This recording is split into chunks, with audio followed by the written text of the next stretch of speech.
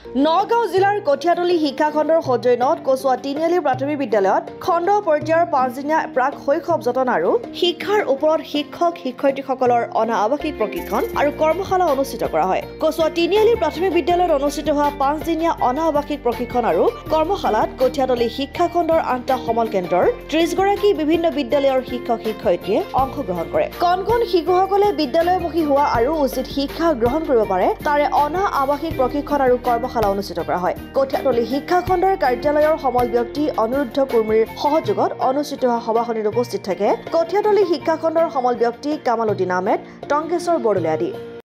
3 বছৰৰ পৰা যি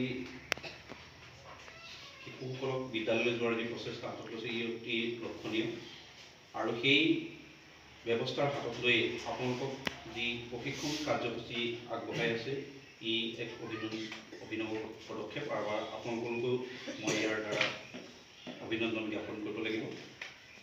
আপোনালোকৰ এই 5 দিনীয়া যি কৰ্মশালা এই কৰ্মশালাত মানৱ গঢ়াৰ আপোনালোক একোজন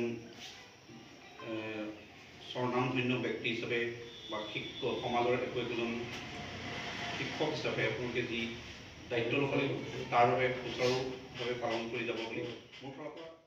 কামপুৰৰ পৰা গুলজাৰ হুছেইনৰ ৰিপৰ্ট, অসম আদিত্য।